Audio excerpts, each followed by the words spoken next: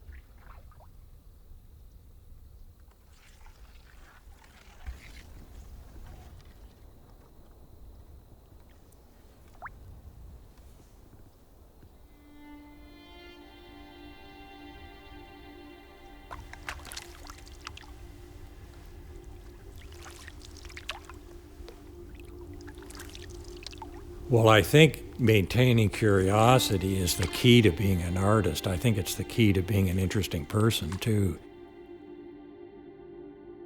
The moment you stop becoming curious, I think your life loses an awful lot of richness.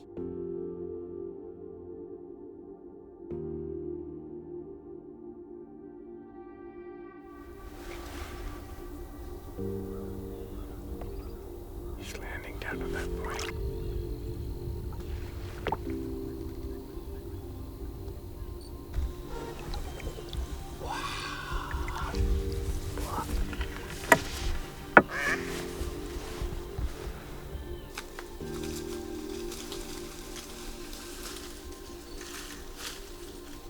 Having the opportunity to sit and observe something or to travel through it quietly, a landscape or place, and observe it is really important. If you're an artist, then you get to a point where there's enough accumulation of all of this that it's like it starts pushing the work. So rather than you trying to drag the direction of work with you to a certain point, it's being pushed by your own experiences, which I think always results in better painting.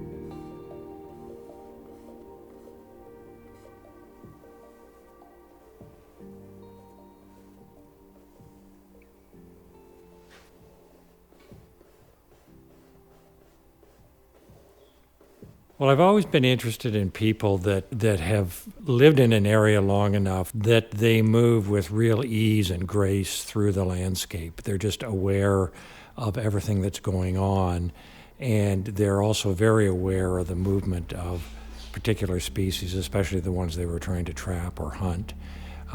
And for me, they were a kind of role model, something to aspire to get to the point where you might know a particular area as well as they did.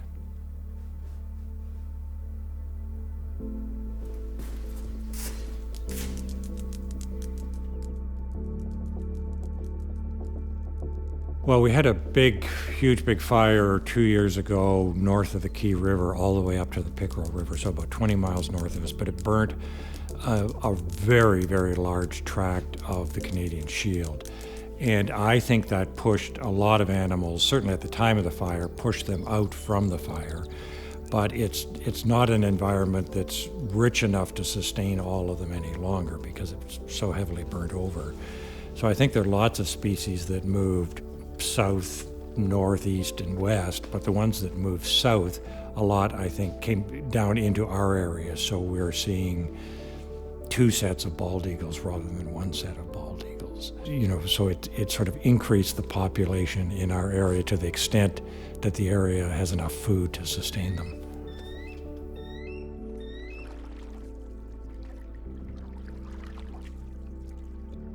Well, I think the thing about knowing a place intimately or living in the same place for your entire life, sometimes you're not even aware that you do know it intimately.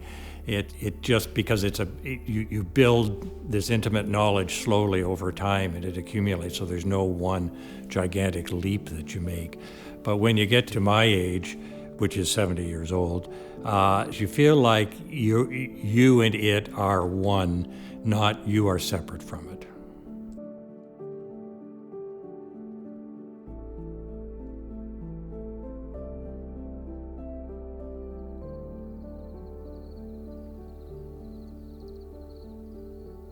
So I think maybe about 4,000 years ago, Western civilization stopped seeing itself as part of nature and started seeing itself as separate from nature, sort of with the beginning of agriculture.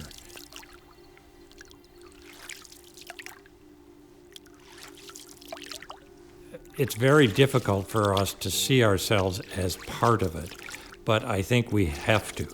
And the difficulty is that we as a Western culture really were so far removed in time from the time when we had cultural and social conventions that we could use that allowed us to live as if we saw ourselves as part of the world, that we don't really have something to go back to.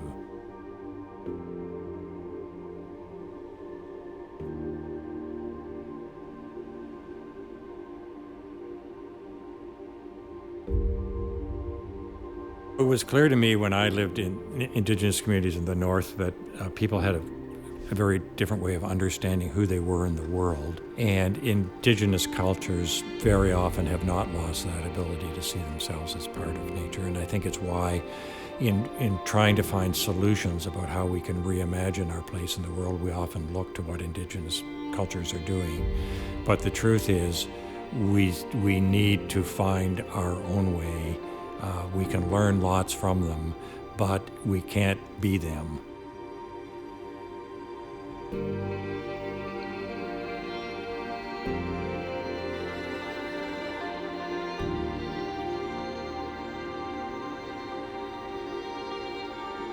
And so we have to find within our Western roots the conventions that allow us to start understanding our place in the world differently.